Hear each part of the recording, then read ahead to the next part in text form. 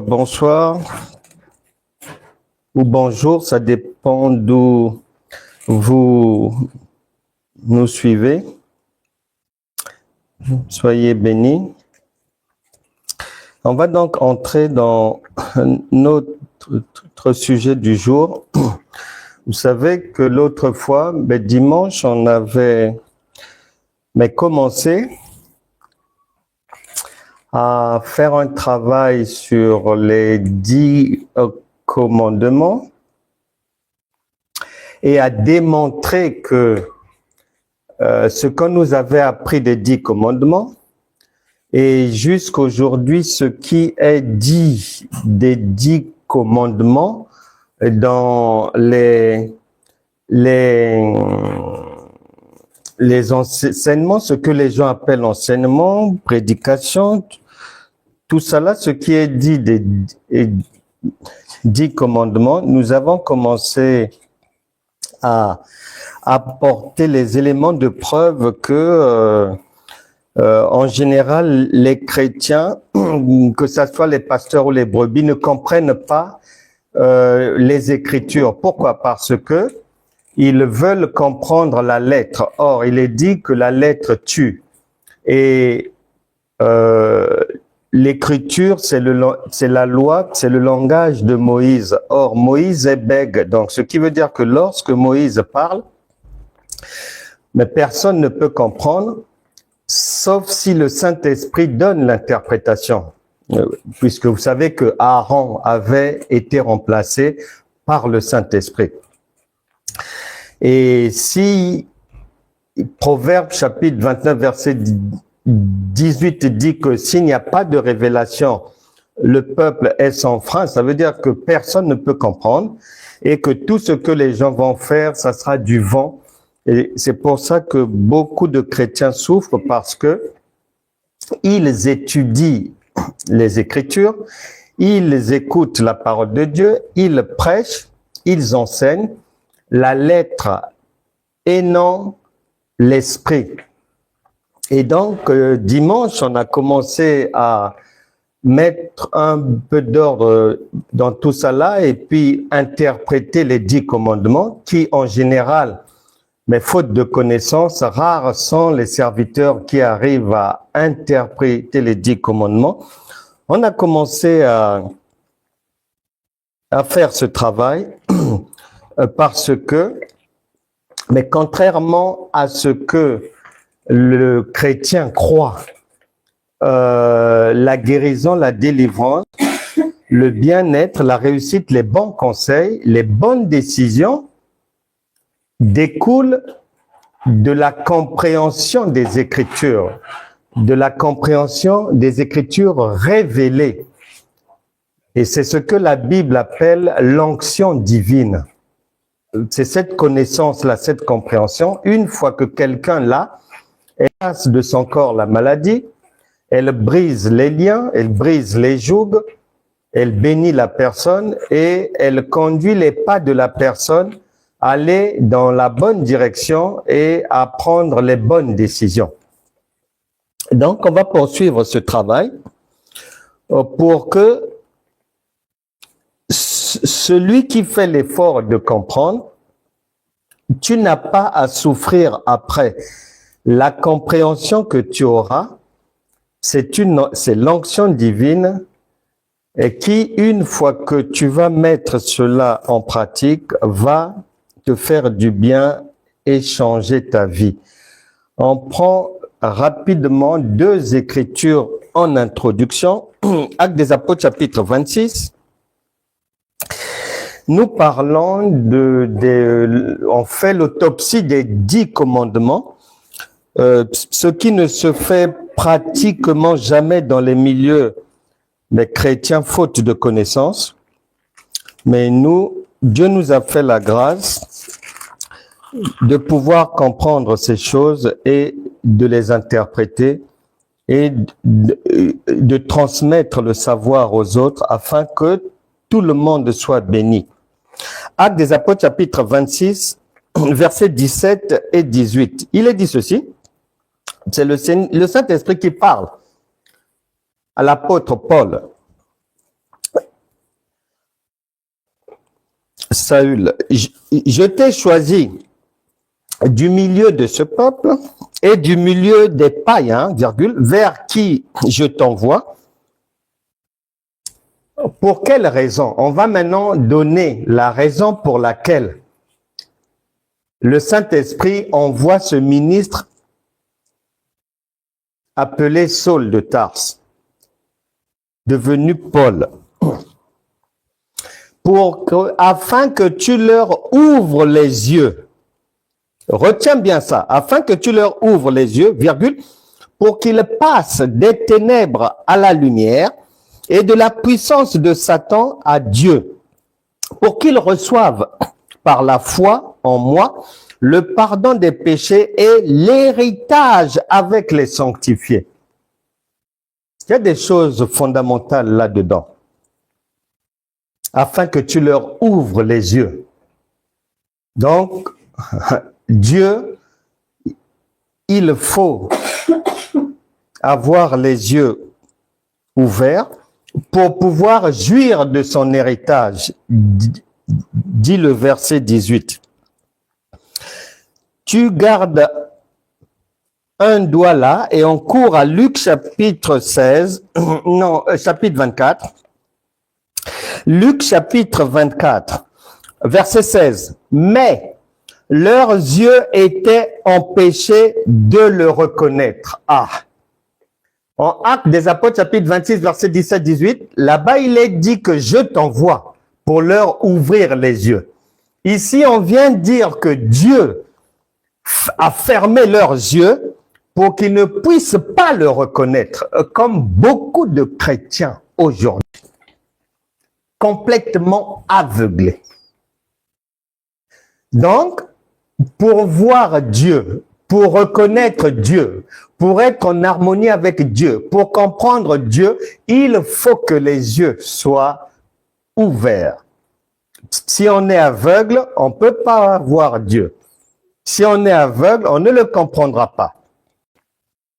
Et le verset, toujours le même chapitre, le verset 45 vient dire, alors, il leur ouvrit l'esprit afin qu'ils comprissent les Écritures. On n'a pas dit qu'il leur a dit d'aller prier, jeûner, se sacrifier, faire des veillées pour qu'ils puissent le comprendre. Non. Ils ont écouté les enseignements du Seigneur tout au long de tu liras tout le chapitre 24 là. Jésus les a enseignés. En chemin, ils ont cheminé, ils ont reçu un enseignement du Seigneur, alors que leurs yeux, au départ, étaient fermés. Une fois qu'ils ont compris l'enseignement, le Seigneur a ouvert leur esprit, c'est-à-dire leur compréhension, pour qu'ils puissent comprendre Dieu. Et donc, la Bible ajoute que toutes choses passeront, mais les paroles de Dieu ne passeront pas. La Bible ajoute encore que Jésus-Christ est le même hier, aujourd'hui et éternellement. La Bible ajoute encore qu'il n'y a rien de nouveau sous le soleil. Ce qui a été, c'est ce qui est et c'est ce qui sera demain. Donc, jusqu'aujourd'hui, les yeux, la compréhension, l'entendement de beaucoup de gens, une multitude de ceux qui se disent chrétiens, pasteurs, bishops, apôtres, prophétesses, diaconesses, diacres, bergers, tout le monde, évêques, surintendants et compagnie, parce que là, c'était les yeux de 2 disciples qui étaient fermés, des gens qui ont suivi le Seigneur durant tout son ministère. Mais et tu peux écouter sans voir Dieu ni comprendre. C'est ce que ça veut dire.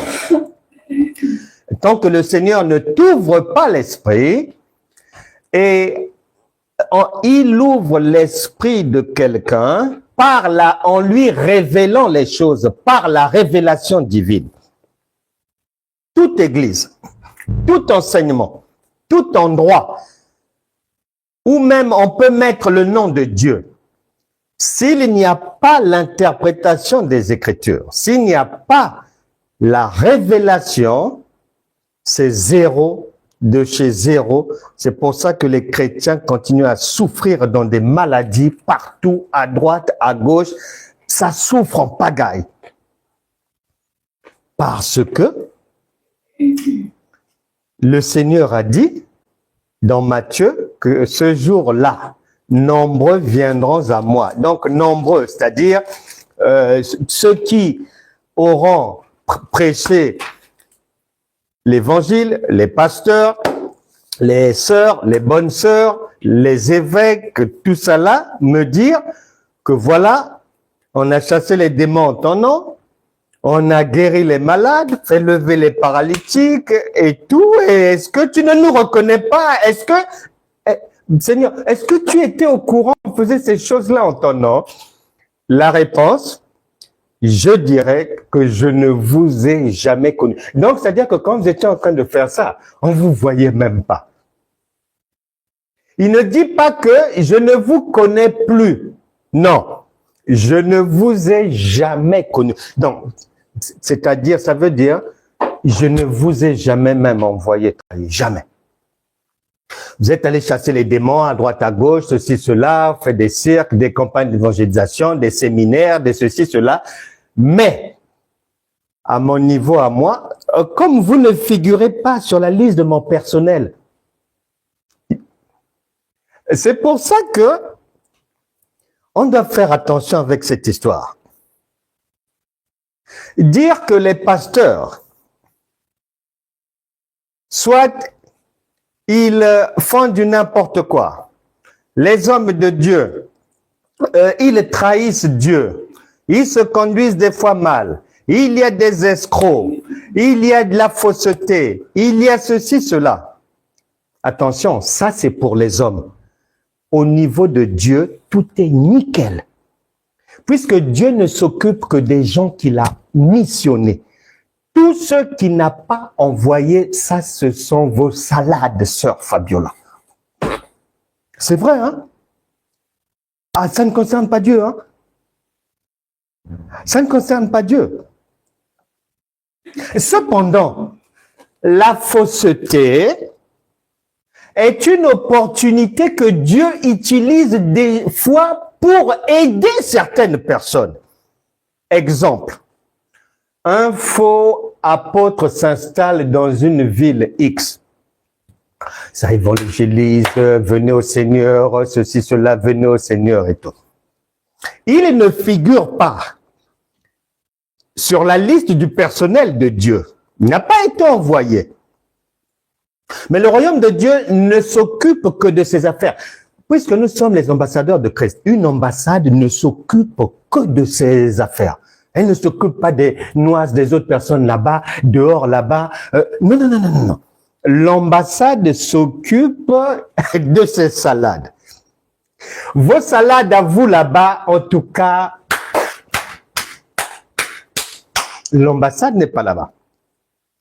Donc, ça veut dire que quelqu'un peut s'installer quelque part. Il monte sa structure, peut faire sa boutique chrétienne.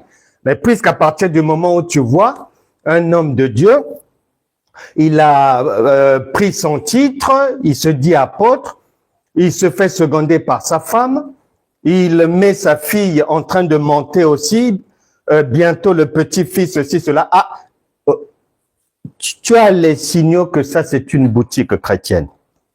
La boutique fonctionne. La boutique fonctionne. Bien que ça soit une boutique ou un cimetière, si tu as un bon cœur, tu es dans ce quartier-là, tu es en difficulté, tu vas dans la boutique, même si la boutique est cimetière ou bien fausse, le Saint-Esprit a le pouvoir. Comme tu es une bonne personne avec un bon cœur, le Saint-Esprit a le pouvoir de venir te bénir dans le cimetière, de venir te bénir dans la boutique. Mais cela ne veut pas dire que la boutique appartient au Saint-Esprit. Non, non, non, non. Donc, au cas par cas, le Saint-Esprit peut aller aider des gens, même s'ils sont dans la fausseté. Ben, c'est pour ça que, quand les gens se plaignent, oh voilà, les gens, ils fuient maintenant la chrétienté parce que c'est gâté, ceci, cela, il y a des abus, il y a ci, cela. Dieu n'est pas concerné par ça. Hein? Ce sont les histoires d'hommes, ce que Dieu a planifié. Tout est propre. À son niveau, vraiment, il n'y a pas de tâche. Ceux qui ont été envoyés, ils travaillent, ils sont soutenus. Puisque Jésus avait dit, laissez livrer aussi, laissez, c'est pas grave. Donc, il y a tout le monde là. Le vrai, le faux, c'est mélangé. Maintenant, dans ce ce brouillamini, Dieu connaît les... Non, ses yeux sont sur les siens, il ne s'occupe que de cela. Maintenant, la sœur qui va venir dire, oh oui, moi, mais là-bas, le pasteur m'avait donné des conseils, oh voilà, il faut divorcer de ton mari, si cela, j'ai maintenant divorcé, et je vois, mais l'église ne me soutient plus dans ma solitude, ceci, cela. Dieu n'est pas concerné par ça. Dieu n'est pas concerné par ça. Et tu t'es rendu librement dans une boutique. Tu t'es rendu, Dieu a dit qu'on reconnaîtra chacun à ses fruits. Ben, tu ne veux pas utiliser tes yeux pour bien voir. Le Saint-Esprit te laisse dans la poubelle. Donc, on doit faire attention avec ça. Les choses de Dieu, il n'y a pas d'erreur. Nous, les hommes, on peut se tromper. On peut croire que voilà, ah, Dieu n'est plus là. Ou on peut dire, ah oui, mais comment Dieu laisse faire les méchants et tout ceci. Mais ces méchants-là, Dieu ne les a pas envoyés. Il ne les connaît pas, ce sont des mercenaires. Et il y a même des femmes mercenaires. Mais Dieu ne les connaît pas. Mais c'est pour cela que nous devons tout faire. 2 Pierre chapitre 1 verset 5, faites tous vos efforts pour joindre à votre foi la connaissance. Je parlais un jour avec une dame, mariée depuis plus de 10 ans avec son mari, et les problèmes du couple, le couple était chrétien depuis, mais la liste des problèmes, malgré les jeûnes, malgré les prières, malgré ceci, malgré cela. Et la dame enseignait dans leur église locale. Et elle me demandait, mais comment est-ce qu'on fait tout ce qu'il faut, mais le mal ne nous quitte pas. On a toujours des difficultés. Il y a beaucoup de problèmes. Les enfants sont malades, ceci, cela et tout. Malgré les jeûnes, malgré les prières, malgré cela. Je leur avais dit, Dieu est très simple et Dieu c'est la première personne à marcher dans la cohérence. Et je leur avais dit, le problème, c'est que la plupart des chrétiens acceptent de faire des choses qui sont incohérentes. Et je leur dis, mais ce jour-là, que si vous êtes toujours dans cette situation, après avoir fait autant d'efforts dans les jeûnes, dans les prières, dans ci, cela, je leur avais dit, c'est parce que vous voulez résoudre un problème causé par un arbre. Et au lieu, pour que le problème vous quitte définitivement, au lieu de déraciner complètement l'arbre, vous coupez seulement les branchettes de temps à autre et tout. Mais le mal sera toujours là. Et je leur disais, vous êtes comme nous étions, un problème est là, et le réflexe chrétien, c'est immédiatement prier et jeûner pour que le problème parte. Et je leur avais dit non, le problème ne partira pas ou il partira pour revenir. Pourquoi? Parce que un médecin, il ne peut pas donner une solution à quelqu'un sans lui expliquer ce qu'il y a lieu de l'origine déjà de son mal, ce qu'il faut faire pour résoudre le problème, ce qu'il ne faut plus faire, ce qu'il faut éviter de faire, ce qu'il faut faire pour que ça s'améliore, etc., etc. Ça n'existe pas un médecin qui va soigner sans faire une espèce de ce que le commerce appelle service après-vente pour garantir la guérison et la délivrance. Ça n'existe pas.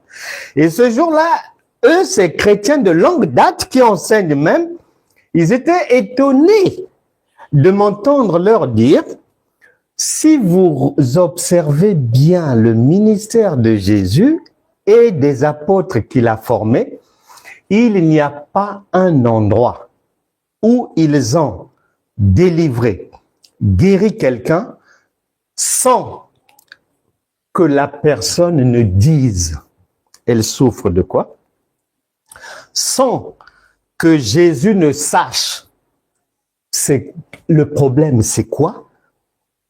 Ça n'existe pas. La femme à la perte de sang, c'était la perte de sang. On dit qu'elle avait fait le tour des médecins. Et donc, quand elle est arrivée chez Jésus, elle avait déjà suivi les enseignements du Seigneur. Et lorsqu'elle a reçu sa délivrance, elle savait ce qu'il fallait faire ou ne plus faire pour ne pas que l'hémorragie revienne. C'est pour ça qu'on ne l'a plus jamais vue revenir vers le Seigneur. L'aveugle Bartimée, c'est pareil. Le malade à la piscine de Bethesda, 38 années, c'est pareil. Donc, il n'existe pas un endroit où Dieu va délivrer quelqu'un. Lui, Jésus ignore de quoi la personne souffre et la personne elle-même, elle ignore exactement de quoi elle souffre. Comme, mais nous, des fois, à l'époque, et tu es persécuté par des agressions de nuit et tu pries, et tu jeûnes pour que ça s'arrête. Mais en fait, ça ne s'arrêtera pas.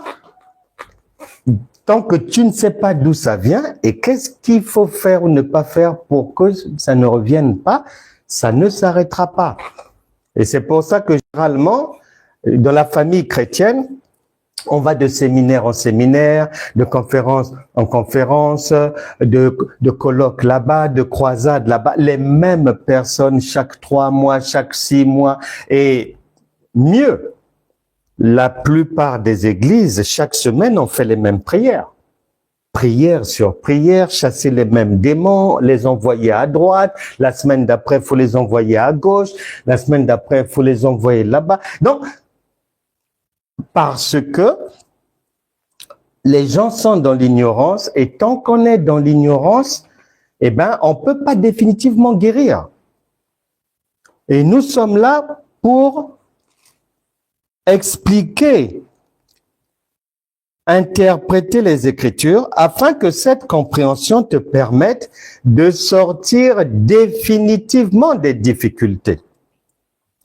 Nous sommes sur les 10 commandements.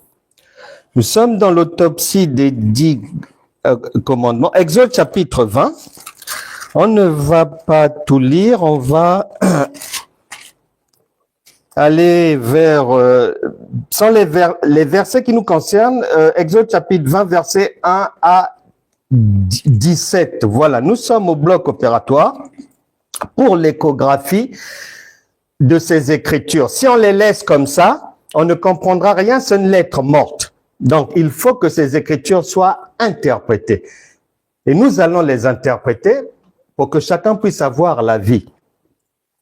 Sinon, ça sera la mort. Et donc, on a commencé dimanche notre travail sur les 10 commandements, notre autopsie. Si tu n'étais pas là dimanche, tu vas sur ma chaîne YouTube, Franck Cana, École de la foi révolutionnaire. Là-bas, il y a l'enseignement. Tu récupères, tu t'assois, tu suis attentivement. Il faut écouter et réécouter pour bien comprendre, pour ne plus être bourrique. On a ras-le-bol de la chrétienté stupide, vraiment. On va faire un exercice. Il y a 10 commandements. Dimanche, on a fait l'introduction et puis j'ai interprété la pensée première de Dieu au sujet des 10 commandements. Et là, nous allons prendre précisément un commandement et on va en faire l'autopsie, c'est-à-dire interpréter l'écriture, sortir la révélation pour que cette compréhension-là puisse guérir quelqu'un, puisse bénir quelqu'un, puisse délivrer. Tu n'auras pas à souffrir. La compréhension, la connaissance, c'est ça le médicament de Dieu. Ici, je vais prendre par exemple le commandement qui dit tu ne convoites, verset 17, tu ne convoiteras point la maison de ton prochain. Tu ne convoiteras point la maison de ton prochain. Tu ne convoiteras point la maison de ton prochain. Dieu a tout bien fait à la perfection. J'ai déjà eu l'occasion de le dire, une maman se donne toujours pour modèle pour ses enfants. Un papa se donne toujours pour modèle pour ses enfants. Donc, si 1 Jean chapitre 4 verset 17 dit que tel il est, tel aussi nous sommes, et que Genèse chapitre 9 verset 6 atteste que Dieu nous a fait à son image, donc, en tout cas, si une maman se donne pour modèle à ses enfants, c'est que Dieu lui-même aussi se donne pour modèle. Et Dieu ne peut pas, on a vu dimanche, nous donner des instructions sur des choses que lui-même ne connaît pas ou n'a pas expérimenté. C'est impossible. Donc, toute interdiction, tout commandement qui nous est donné, lui-même a été la première personne à passer par là. C'est la première personne de l'univers à avoir violé la loi de Dieu. C'est Dieu lui-même. Et le dimanche, on a bien fait ressortir ça en prenant les preuves bibliques, mettant en lumière que Dieu, du fait d'avoir lui-même péché, Jésus, il s'est fait pécher pour nous, donc il était devenu pécheur. Donc comme il a l'expérience du péché, à partir de là, il peut facilement nous aider, puisque lui, il est sorti du péché par la résurrection, il peut facilement nous aider à sortir aussi du péché. Nous allons démontrer ici, par la révélation, que la première personne aussi à avoir convoité la maison de son prochain, c'est Dieu lui-même. De quelle manière? Une maison, dans la pensée de Dieu, la Bible explique que tantôt c'est un être humain, mais tantôt c'est 4 murs, un toit, tantôt c'est un pays, tantôt c'est un peuple, tantôt c'est une région. Et ici, dans la pensée de Dieu, tu ne convoiteras pas la maison de ton prochain, c'est-à-dire tout ce qui appartient à l'autre, y compris ses enfants. Et la maison égale une habitation, égale la maison d'Israël, égale, si c'est un homme, c'est Jésus, c'est un être humain. La maison, c'est aussi Moïse et c'est la loi. Et nous allons donc voir à partir d'où il y a quelqu'un qui va commencer à convoiter la maison appartenant à son prochain. Hébreux chapitre 3, verset 1. C'est pourquoi, frères saints, qui avaient part à la vocation céleste, considérez l'apôtre et le souverain sacrificateur de la foi que nous professons, Jésus, qui a été fidèle à celui qui l'a établi, comme le fut Moïse dans toute sa maison. Donc, ici, tu ne convoiteras point la maison de ton prochain. On parle de la maison de Moïse. Maintenant, allons vérifier qui a convoité la maison de Moïse et de quelle manière. Et la maison de Moïse, c'est tout le peuple que Moïse conduisait.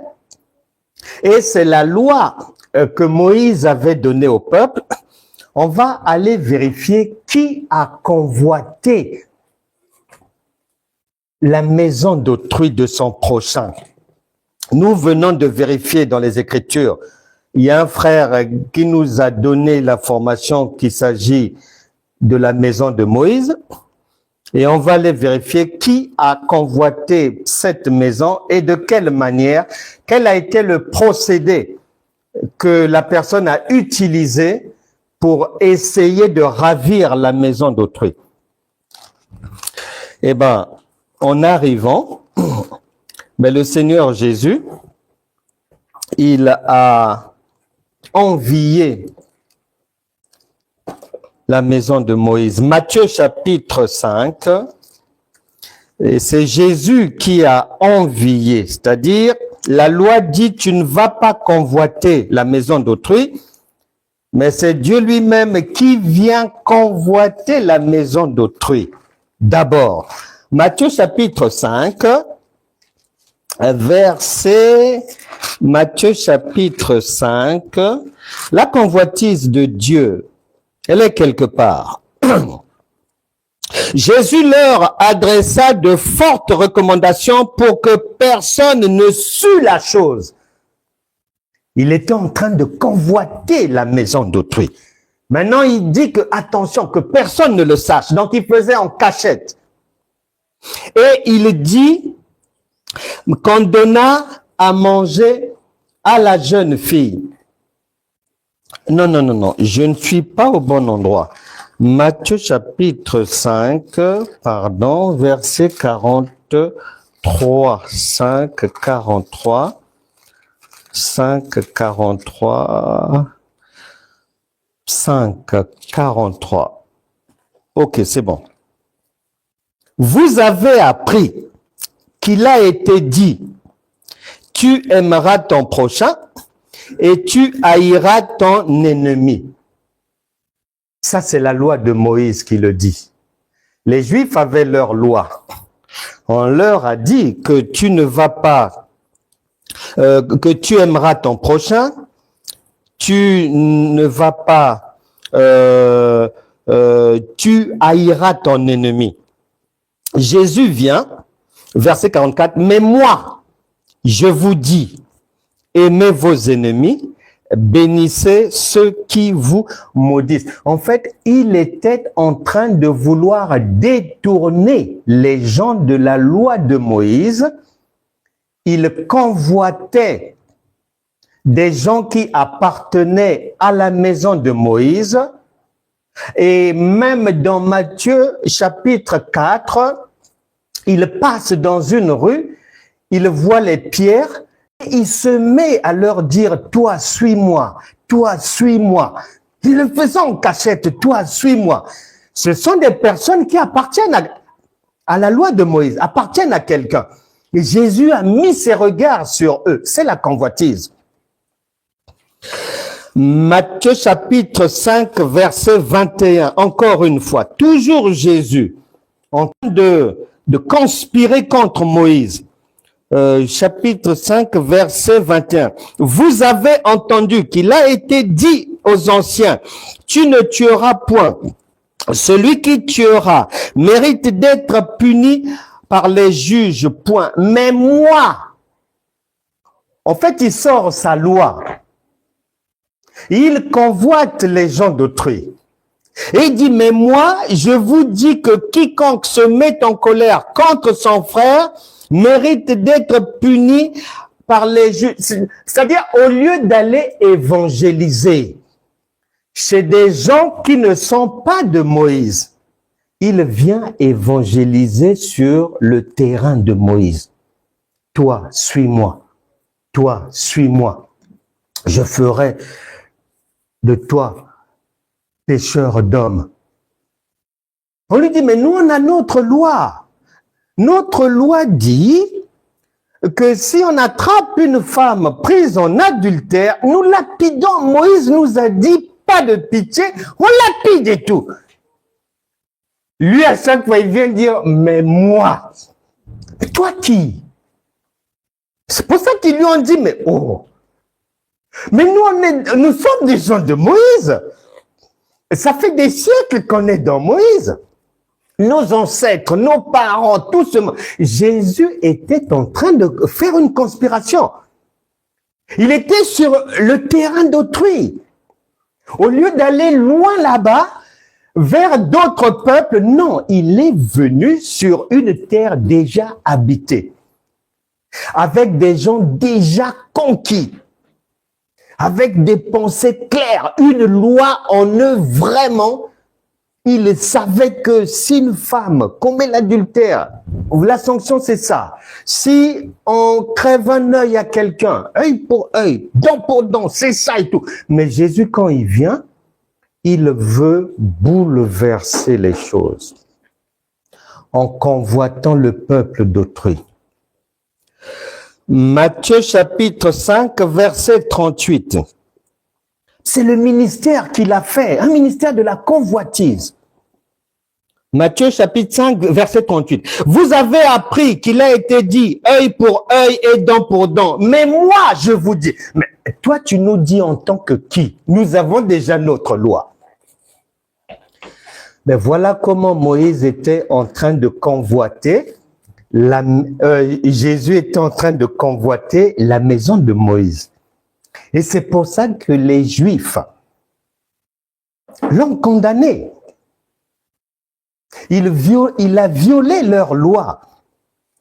C'est pour ça qu'il va être condamné.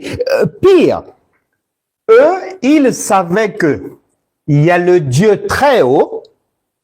Ensuite, après le Dieu très haut, il y a un grand prophète Moïse. Et il voit quelqu'un en culotte sandales, mais venir dire que le Père et moi, on fait la même personne. Ah bon? Jean chapitre 5. Mais ils étaient étonnés, mais quel est cet aventurier? Nous, on a Moïse. Jean chapitre 5, verset 17. Mais Jésus leur répondit, mon Père agit jusqu'à présent, moi aussi j'agis.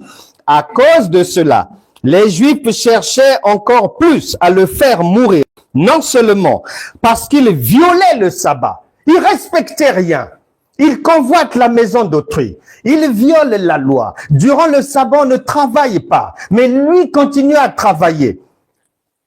Et ici, mais parce qu'il appelait Dieu son propre Père, se faisant lui-même égal à Dieu. Les Juifs ont dit non, non, non, non. Non, c'est pas la peine. C'est pour ça qu'on l'a emmené au tribunal. C'était un hors-la-loi. Et il ne l'a pas nié, il l'a reconnu en disant qu'il s'est fait pécher pour nous. Donc, chaque 10 commandements, l'acte de désobéissance a d'abord été posé par Dieu lui-même, qui en est sorti par la résurrection, purifié, et en nous transmettant le relais et la capacité que peu importe les péchés de ta vie, comme le Saint-Esprit vient en toi, lui il est passé par là avant toi, donc s'il a pu sortir de là, toi aussi, tu vas sortir de là. Ne pleure plus. Et tu t'y prenais mal, tu manquais de connaissances pour comprendre. La plupart des chrétiens ont une foi qui est fausse. Ce qu'ils savent, c'est du sable, c'est du vent, c'est du papier, c'est de la poubelle. C'est pas solide. Il n'y a pas de fond. C'est pas une connaissance assise sur une vraie connaissance de Dieu. Non, c'est beaucoup plus sur du vent. Maintenant, puisque Dieu est cohérent, la parole de Dieu, pour qu'elle soit révélée, pour qu'elle soit interprétée, pour qu'elle soit expliquée, elle doit respecter 3 temps, que l'on peut appeler le Père, le Fils et le Saint-Esprit. 3 temps, c'est-à-dire, tu dois retrouver la chose dans la loi. Ensuite, tu dois la retrouver dans la nature. Et ensuite, tu dois venir retrouver ça dans ta propre vie. Ici, là, nous voyons que ce monsieur Jésus a convoité la femme d'autrui. Les Écritures nous ont révélé, il s'agit de la maison de qui est-ce qu'on avait convoité. Nous avons eu la réponse, Moïse. L'accusé, le coupable, on a aussi eu les éléments de réponse. Il s'appelle Dieu, il s'appelle Jésus. Il convoite la maison de Moïse pendant 3 ans et demi de son ministère. Maintenant, tu dois retrouver ça dans la vie en société. Si ton pasteur est incapable de te montrer un verset biblique dans la société, c'est qu'il n'a pas compris la parole. Obligatoirement, ça est là. Et cette séquence-là, c'est par exemple, tu prends un bus. Tu prends un bus, tu rentres. Dans tous les pays du monde, la coutume, la tradition, le bon sens, le vivre ensemble veut que, en fonction de ton âge, quand tu vas rentrer dans le bus ou le train, que tu laisses la place à une personne plus âgée que toi, à une personne du 3e âge. On ne va pas laisser la personne debout. Donc, tu cèdes ta place à la personne. Eh bien, c'est ce que Jésus et Moïse vont faire. Moïse est arrivé le premier. Il va faire le ministère avec son bégaiement, un ministère qui ne parle pas bien, que l'on ne peut pas comprendre. Et il est dit que Moïse est le prophète du matin, les Écritures l'attestent. Et Jésus est le prophète du soir. Et la Bible dit ceci, que les Juifs ont dit que avant de le dire, Jean-Baptiste, il dira que celui qui va venir après moi, il était déjà là avant moi, m'avait précédé. Et les Juifs vont dire dans Jean chapitre 14 que, et dans Hébreu, il est écrit que le Christ vit éternellement. Nous avons appris que le Christ vit éternellement. Et dans Jean chapitre 8, versets 57 à 58, Jésus dit aux Juifs, avant qu'Abraham soit, je fus. Les Juifs ont dit, mais comment? Donc il s'est présenté alors que Abraham est leur ancêtre depuis des siècles, mais Jésus a dit que avant qu'Abraham soit là, je fus. Ce qui veut dire que dans cette histoire, en fait, Moïse, qui est le plus jeune, puisque Jésus est son aîné, Moïse va céder la place au ministère de Jésus. La loi de Moïse va, étant plus jeune, va céder la place à la grâce et à la vérité qui est l'enseignement de Jésus, parce que Jésus, c'est l'ancien des âges. C'est un doyen. Il est là dès le commencement.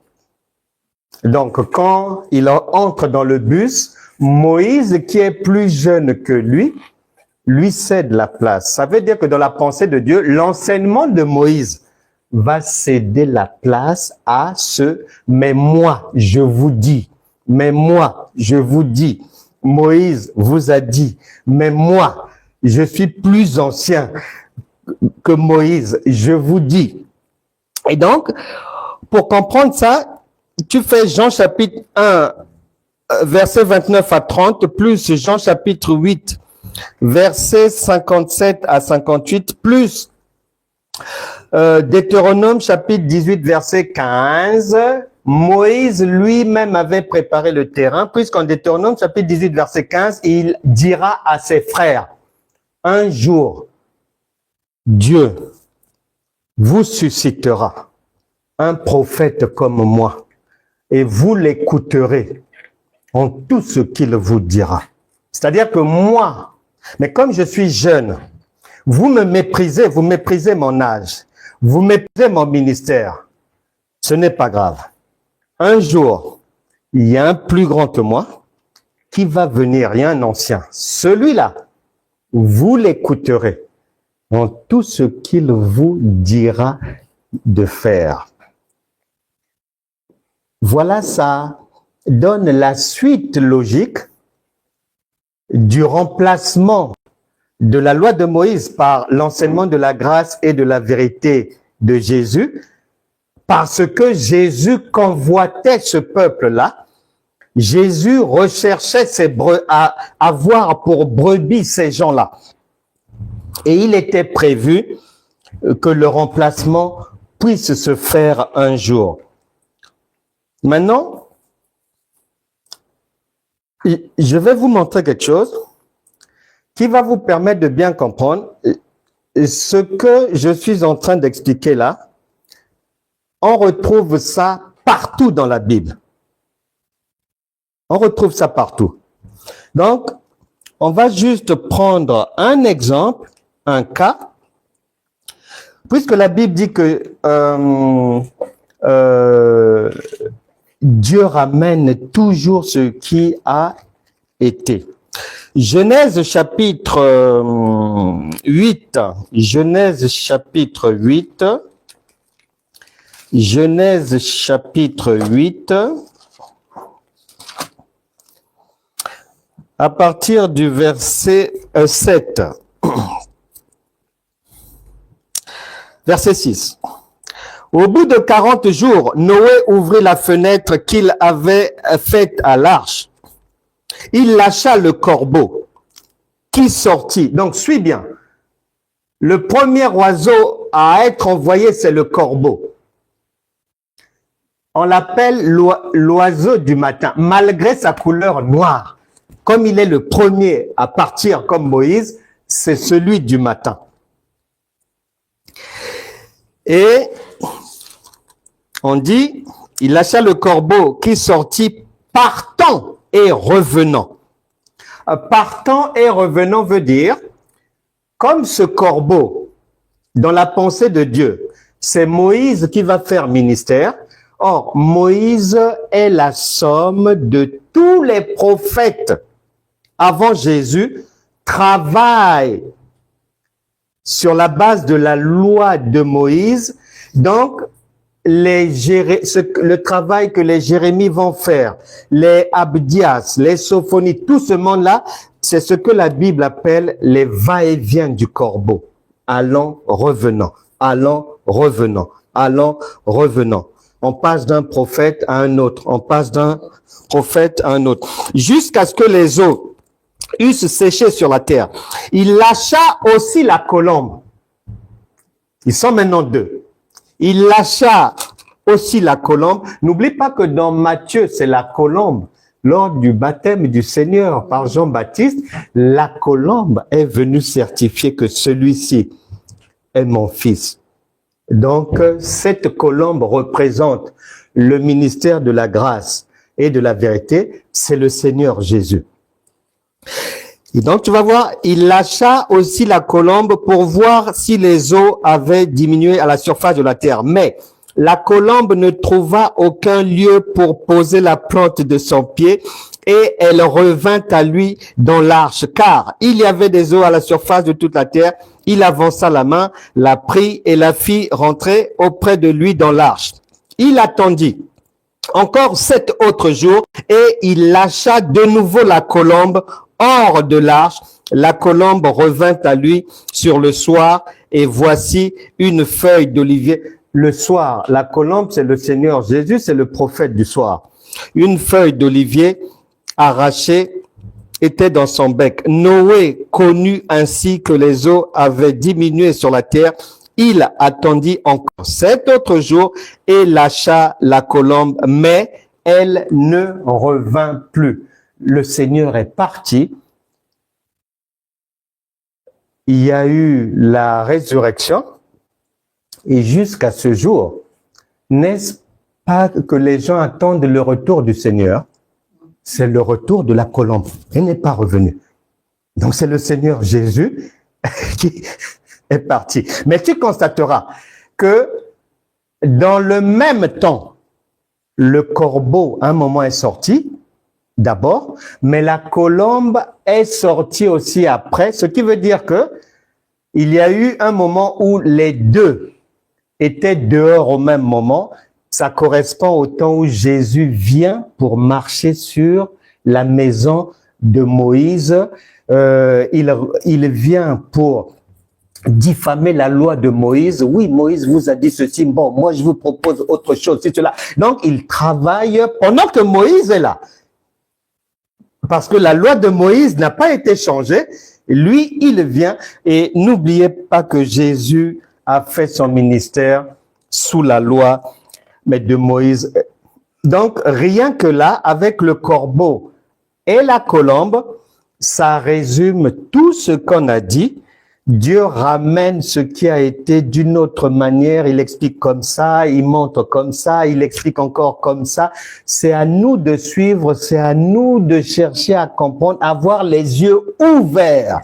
Tant que les yeux sont fermés, tant qu'il n'y a pas de révélation, tant qu'on ne comprend pas, on pense que seulement c'est corbeau, seulement un oiseau comme ça qui est parti. Ah, la colombe, la colombe, allez, la colombe, ceci, cela. En tout cas,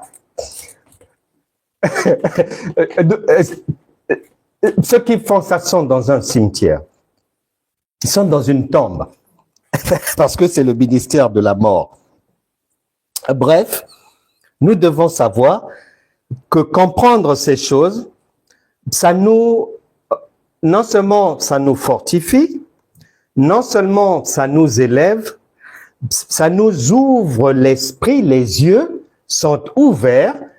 Et une fois que tu sais que ce que tu vas faire là, même si tu échoues, ce n'est pas grave parce que papa est déjà passé par là, il a fini par réussir. Maman est déjà passée par là, elle a fini par réussir malgré les difficultés. Ça te rassure. Et donc, quand on dit « tu ne convoiteras point la maison de ton prochain », le Seigneur nous a montré l'exemple. Comment est-ce qu'on convoite la maison d'autrui? Comment est-ce qu'on commet ce péché? Comment est-ce que on devient envieux, envieuse? On va convoiter tout. Comment est-ce qu'on va pécher? Mais par la résurrection, nous avons reçu, vous recevrez une puissance, le Saint-Esprit, qui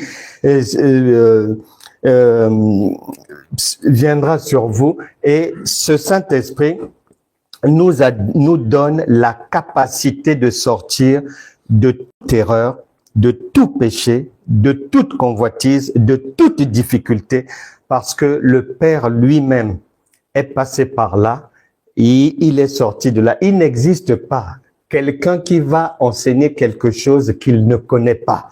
C'est pas vrai. Donc, Dieu qui est un enseignant par excellence, lui-même a expérimenté ces choses et il nous fait confiance pour être à même de dépasser toutes sortes de violations de la loi. C'est pas pour nous encourager à aller commettre le mal, non. C'est pour nous encourager dans le sens que si lui est sorti vainqueur, nous aussi, on peut sortir vainqueur de toutes sortes de blocages, de toutes sortes de difficultés. Et il a dit que ceux qui sont à lui sont dans sa main. C'est pour ça que c'est impérieux de comprendre ces choses. Colossiens chapitre 2, versets 6 à 15 dit « Afin que Christ soit enraciné en vous ». Si quelqu'un ne connaît pas ces choses, si quelqu'un n'a pas l'interprétation des Écritures, n'a pas la révélation, n'a pas l'explication de la lettre, eh ben, il est dans une marche morte, une marche chrétienne morte. Et nous courons derrière cette connaissance-là parce que c'est celle qui nous enracine dans le Seigneur, qui nous permet d'avoir une base chrétienne solide, qui nous permet de ne pas être trempés là où les autres sont bernés matin, midi, soir, qui nous permet de ne pas avoir peur du diable parce que il a déjà été vaincu. Cette connaissance nous permet de ne pas être dans des contradictions, dans l'ignorance, de ne pas être dans la folie. Parce que lorsque Jean chapitre 10, verset 27, 27-28, le Seigneur dit que tous ceux qui sont à lui sont dans sa main et que personne ne peut les arracher de sa main. Et que si je me considère enfant de Dieu, si je me mets encore à livrer bataille contre le diable de l'autre côté, derrière les murs de ma chambre, c'est-à-dire, ça veut dire que je ne vois pas le Seigneur. Je ne suis pas dans sa main.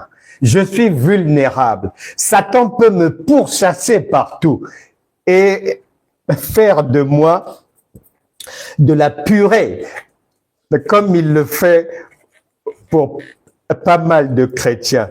Mais que Dieu nous fasse grâce pour ne plus être vulnérable devant l'ignorance, les faux enseignements, la fausseté et les erreurs aussi. Ma sœur, mon frère, sois rassuré que la grâce divine, la Bible déclare en Jean 1, verset 17, que la loi était venue par l'enseignement de Moïse, mais la grâce et la vérité par l'enseignement du Seigneur Jésus. Et cette grâce et cette vérité, elle est réelle, elle est imméritée si tu la comprends, comme nous sommes en train de l'expliquer au quotidien, semaine après semaine. Tu reçois maintenant la guérison, sois délivré de toute difficulté, tout rendez-vous cruciaux, tout rendez-vous à problème, tout rendez-vous qui font peur, qui donnent de l'appréhension en fonction de ce que tu as compris et de l'amour de Dieu, de la puissance de Dieu, de la sécurité qu'il apporte à tous ceux qui croient en lui. eh ben, reçoit la grâce de sortir victorieux de tous ces rendez-vous. La bénédiction divine te localise, t'accompagne dans tous les domaines. Que toute personne qui était malade, peu importe la maladie, diabète, maux de tête, tumeur au sein, cancer du sein, de l'utérus, du côlon, des os, du sang, peu importe la maladie, présence des kystes, des fibromes, des myomes, tout ça là, vous sortez, soyez guéris, que toute maladie sorte des corps maintenant par la foi. La Bible déclare, si tu crois, tu verras la gloire de Dieu. Sois guéri, sois béni, sois libéré, sois complètement délivré des insomnies, des inquiétudes, des nuits blanches. Sois délivré de cela. Que la grâce de Dieu abonde dans tous les domaines de ta vie. Toi qui cherchais un enfant, reçois par la foi un enfant. Que toute situation économique, financière difficile soit surnaturellement résolue dans ta vie au nom puissant de Jésus. Amen. Amen. Amen. S'il y a des questions, envoyez-les et vraiment nous tenons à ce que vous puissiez vivre vraiment ce que Dieu a prévu, de passer de la vie d'esclave, toujours accroupi, quémandant, souffrant, gémissant, parlant seul, soi-disant priant et tout dans le vent, à ce que Jésus a apporté. Il a dit en Jean chapitre 15, à partir du verset 3, que je vous dirai maintenant tout, je ne vous cache rien, vous n'êtes plus des serviteurs, mais vous êtes mes amis, donc on traite maintenant d'égal à égal, c'est pour ça que Jésus nous avait précédés, il montre toujours l'exemple, il s'est fait l'égal de Dieu pour que nous soyons, nous aussi aujourd'hui, égal à Dieu, les égaux de Dieu, et si tu es l'égal de Dieu, donc tu es Dieu, à toi de réfléchir, fais travailler ton cerveau parce que la Bible déclare que c'est celui qui réfléchit sur les choses qui trouve le bonheur. Tu te poses seulement la question, est-ce que ce que tu fais là, est-ce qu'un Dieu le fait? Si tu fais le contraire de ce qu'un Dieu fait, donc tu n'es pas ami de Dieu, tu n'es pas Dieu, tu es toujours au Moyen-Âge là, au Moyen-Âge, dans la servitude, dans l'esclavage, et beaucoup de chrétiens il y a des chrétiennes égyptiennes, des chrétiens égyptiens, il y a des églises pharaoniques, mais je t'en supplie, prends courage, que le Saint-Esprit t'aide à comprendre que nous ne sommes plus sous la loi, sous la servitude, mais Jésus est venu pour nous donner la liberté. Et en Galates chapitre 5, verset 1, il est dit que c'est pour la liberté que Christ nous a affranchis. Donc, tu dois prouver que tu es libre en marchant comme une personne réellement libre et non plus esclave, parce que se plaindre que voilà, ça ne marche pas, ah, je ne dors pas, ouais, les problèmes c'est seulement moi et tout, mais c'est normal quand on est là, on a une vie d'esclave, voilà, quand on est esclave, on fait les choses d'esclave, on a la vie d'esclave, mais si tu passes à la liberté, tu verras, il y aura plus de problèmes dans ta vie, mais sois béni, shalom, n'oubliez pas, s'il y a des questions, s'il y a des demandes de conseils, vous avez les coordonnées. Vous pouvez aussi faire une offrande, vous avez les coordonnées. N'oubliez pas d'aller sur Franck Cana, École de la foi révolutionnaire YouTube. Vous vous abonnez, vous partagez, vous suivez bien les cours. Que Dieu vous bénisse. On se retrouvera dimanche à 9h30. Shalom.